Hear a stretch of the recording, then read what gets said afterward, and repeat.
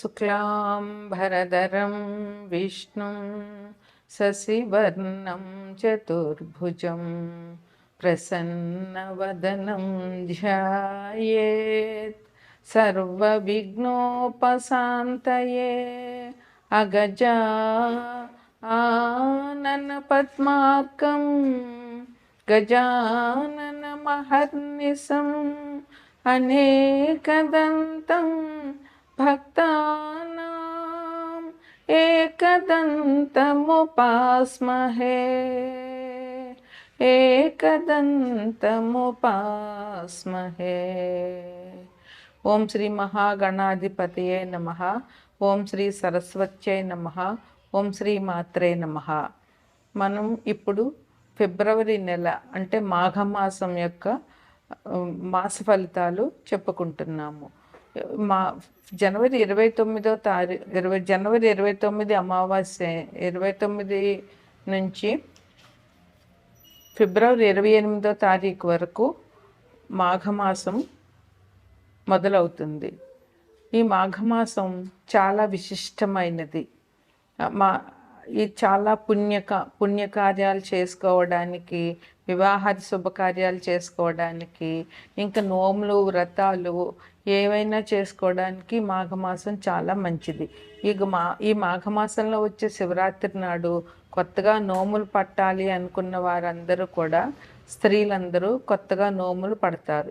ఈ మాఘమాసం విశిష్టత ఏమిటంటే సూర్యభగవానుడి ఆరాధన. ఈ మాఘమాసంలో పూర్తిగా అన్ని ఆదివారాలు కూడా చాలా విశిష్టమైనవి.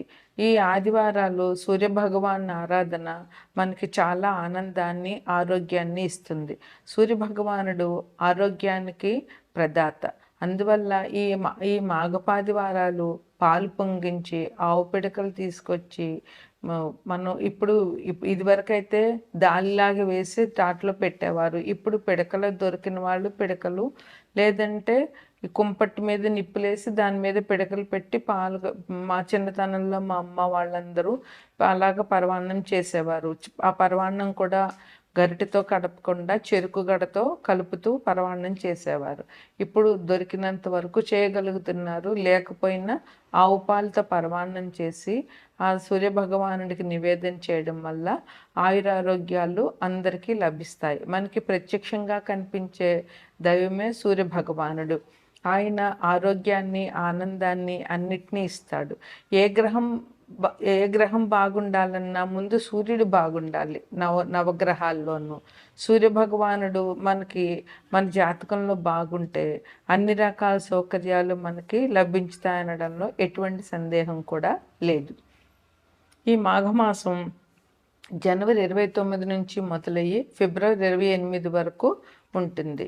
ఈ మాఘమాసంలో 4 ఆదివారాలు మాఘపాదివారాలు అంటారు. అట్లాగే 4వ తారీఖున రథసప్తమి.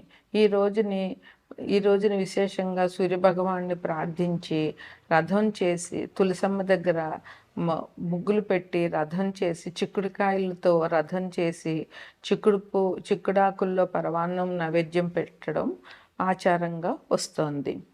అట్లాగే ఈ మాఘమాసంలో 3వ తారీఖు అంటే 3/2/2025 వసంత పంచమి, సరస్వతీదేవి పూజ చేయాలి. ఆ రోజు సాధ్యమైనంత వరకు తల్లిదండ్రులు పిల్లల చేత సరస్వతీదేవి పూజ చేయించి తోచినంత నైవేద్యాలు పెట్టి పిల్లలకి పంచడం వల్ల సరస్వతి అనుగ్రహం పిల్లలకు కలిగి చదువు సంధ్యలు వారికి బాగా వస్తాయి.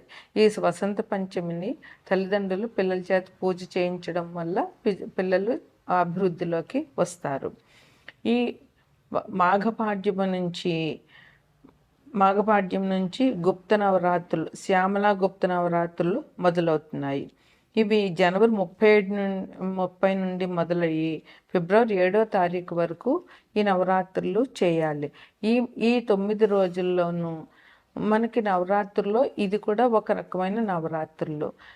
ఈ నవరాత్రుల్లో సరస్వతీదేవి పూజ ప్రాధాన్యంగా చెయ్యాలి.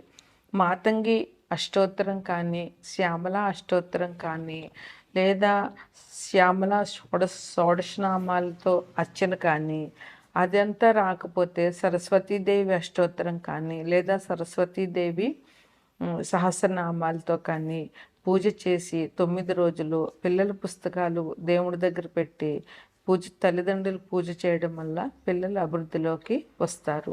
ఈ 9 రోజులు కూడా ఈ శ్యామలా గుప్త నవరాత్రులు కూడా ఈ మాఘమాసంలో చెప్పుకోదగినటువంటి మంచి పండుగ. ఇక అన్నిటికంటే ముఖ్యమైనది, చాలా విశిష్టమైనది మహాశివరాత్రి. అది ఫిబ్రవరి 26వ తారీఖునే మహాశివరాత్రి వచ్చింది. ఈరోజు శివుడిని పూజించడం వల్ల అందరికీ చాలా మంచి జరుగుతుంది. అన్ని దైవాల్లోకి శివ భగవానుడే ముఖ్యం.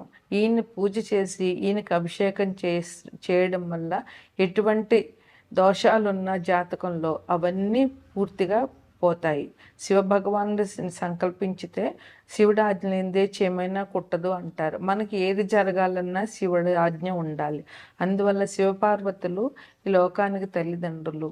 శివపార్వతులను పూజించడం వల్ల, శివుడికి అభిషేకాలు చేయడం వల్ల, భక్తితో ఓం నమ శివాయ అనే శివ పంచాక్షరి చేయడం వల్ల మనందరికీ కూడా చాలా మంచి జరుగుతుంది. జీవితంలో ఉన్న కష్ట నష్టాలన్నీ కూడా పోతాయి. అందువల్ల ఈ మహాశివరాత్రి నాడు పొద్దున్న ఉదయాన్నే లేచి గుడికి వెళ్ళి శివ దర్శనం చేసుకుని ఇంట్లో పూజ చేసుకుని రోజంతా ఉపవాసం ఉండి రాత్రి ఎవరి ఆనవాయితీని బట్టి వారు పండ్లో ఫలాలో ఏదైనా తీసుకుని రాత్రి జాగరణ చేయడం వల్ల ఈ మహాశివరాత్రి పుణ్యదినం జరుగుతుంది. అందువల్ల ప్రజలందరూ కూడా ఈ మహాశివరాత్రిని మంచిగా జరుపుని శివుని కృపకు పాత్రలవుతారని ఆశిద్దాం.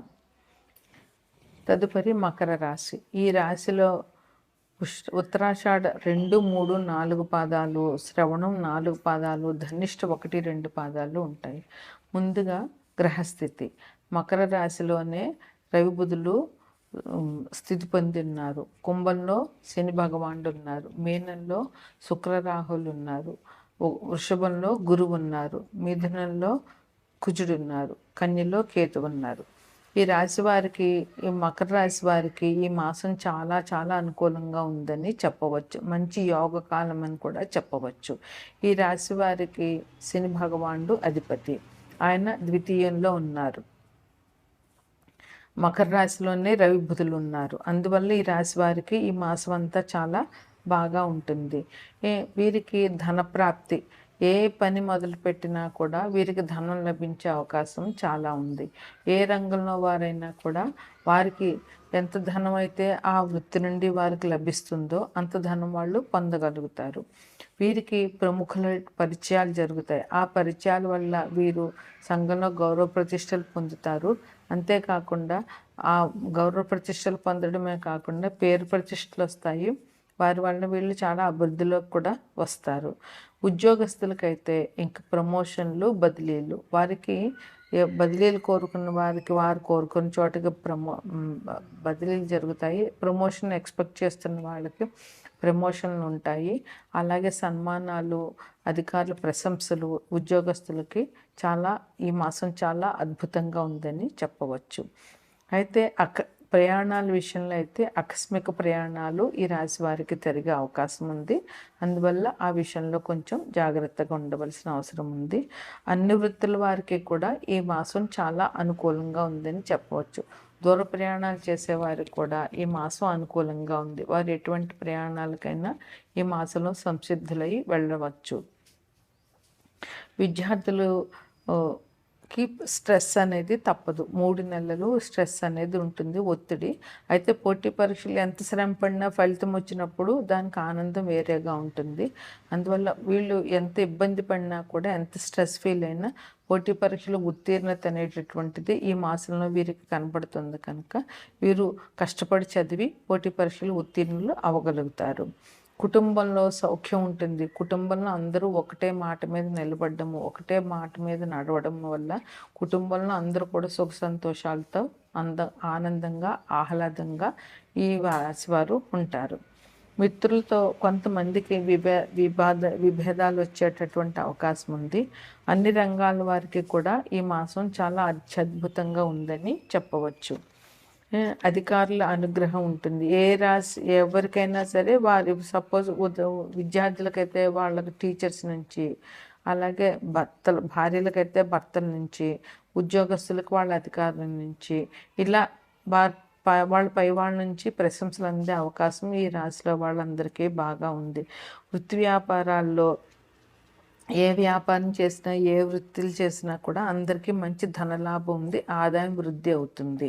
అలాగే ఈ మాసంలో వీళ్ళు వెండి వస్తువులు కొనడము, నూతన వస్తువులు కొనడము, అట్లాగే నూతన వస్త్రాలు ధరించడము, అలాంటివంటి కూడా చాలా బాగా జరుగుతాయి. వీరు ఏ ఆలోచన చేసినా కూడా అదే కార్యరూపంలోకి పెట్టగలుగుతారు. జనరల్గా కొంతమందికి ఏమవుతుందంటే అనుకున్నది ఒకటి, జరిగేది ఒకటి, అనుకున్నదన్నీ చేయలేకపోతారు. కానీ ఈ రాశి వారికి ఈ మాసంలో వారు ఏం పని చేయాలనుకుంటున్నా కూడా ఆ పని చేయగలిగే అవకాశం ఈ రాశి వారికి చాలా బాగా ఉంది. అయితే భూ సంబంధమైనటువంటి కార్యక్రమాలు చేసే వాళ్ళకి అనుకూలంగా ఉంది. స్పెక్యులేషన్ వాళ్ళకు కూడా చాలా బాగా ఉంది. ఎందుకంటే కుజుడు 8వ దృష్టి ఈ రాశి మీద ఉంది కనుక భూ సంబంధమైనటువంటి కార్యక్రమాలు వీరికి చక్కగా జరిగే అవకాశం వీరికి చాలా బాగా ఉంది. అయితే కుజుడు బాగుండాలి వారికి, వారి జన్మజాతకంలో కుజుడు బాగుంటే నూతన వస్తువులు, నూతన ఆభరణాలు కొంటారు. అయితే ఇది గ్రహచారాన్ని బట్టి, గోచారాన్ని బట్టి చెప్తాము. అదే జన్మజాతకంలో ఏదైనా గ్రహం అనుకూలంగా లేని వారికి కొంతమందికి కొన్ని ఇబ్బందులు అనేవి ఉన్నాయి. అవేంటంటే ఉద్యోగస్తులకి కొంత అశాంతి, పై అధికారుల వలన ఇబ్బందులు, ఇంకా చర్మ సంబంధమైనటువంటి వ్యాధులు వచ్చే అవకాశం ఉంది. వైద్యం కోసం ధన వ్యయం, వైద్యానికి సంబంధించి ధనం ఖర్చు పెట్టాల్సి రావడము, ఇంకా చెడు స్నేహాలు, చెడు అలవాట్లు, ఇట్లాంటి వాటి వల్ల ఇంట్లో గొడవలు, అలాగే ఆరోగ్యం పాడవడము, సంఘంలో గౌరవం పోవడము, ఇట్లాంటివన్నీ జరుగుతాయి. అది ఏ గ్రహం ఎవరికైతే కొంచెం బాగలేదో అందరికీ అని చెప్పలేము. అయితే అన్ని సమస్యలు పోవాలి అని అంటే దైవారాధన ఒక్కటే మనం చేయవలసిన పని. 12 మాసాల్లోకి ఈ మాసమే, మాఘమాసమే సూర్యారాధన చేస్తాము.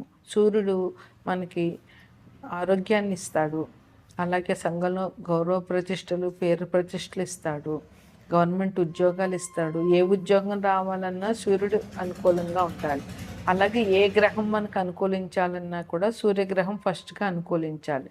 అందువల్ల సూర్యుడు మనకు అనుగ్రహంగా ఉండాలి అని అంటే ముఖ్యంగా చేయవలసింది అర్ఘ్యం ఇవ్వడం. సూర్య భగవానుడికి సూర్యోదయానికంటే ముందే లేచి అర్ఘ్యం ఇవ్వాలి. అది స్త్రీ పురుష భేదం కానీ, పెద్ద చిన్న భేదం కానీ, కులమత భేదం కానీ ఏమీ లేకుండా ఎవరైనా సూర్యునికి అర్ఘ్యం ఇవ్వచ్చు. ఎందుకంటే ఆయన మనకి ప్రత్యక్ష దైవం కనుక.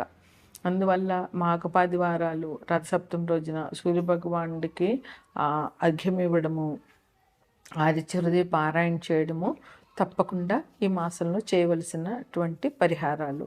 అదేవిధంగా మహాశివరాత్రి రోజున శివునికి అభిషేకం. మకర రాశి అంటే శని భగవానుడు అధిపతి. శని భగవానుడు అనుకూలించాలి అంటే శివారాధన మించిన పరిహారం లేదు. అందువల్ల శివునికి మహాశివరాత్రి మహాపుణ్యదినం. ఆ రోజున శివునికి అభిషేకం చేయడము, శివారాధన చేయడము, జాగరణ చేయడము మనకి శనిగ్రహ అనుకూలానికి, అదే శివారాధనకి చాలా మంచిది. శివుడు అనుగ్రహిస్తే అందరి దేవతలు అనుగ్రహించినట్టే. శివుడిని మించిన దైవమే లేదు. ఇక సరస్వతీదేవి, వసంత పంచమి రోజున సరస్వతీదేవి పూజ చేయడము, లేదా సరస్వతీదేవి గుడికి వెళ్ళి అమ్మవారి దర్శనం చేసుకోవడము, అలాగే గుప్త నవరాత్రులు, శ్యామలా నవరాత్రుల్లో అన్నవాయితీ ఉన్నవాళ్ళు పూజ చేయడము, లేదంటే అమ్మవారి దర్శనం చేసుకోవడము ఈ రాశి వారికి ఇంకా మంచి యోగాన్ని తెచ్చిపెడుతుందని చెప్పడం జరుగుతుంది.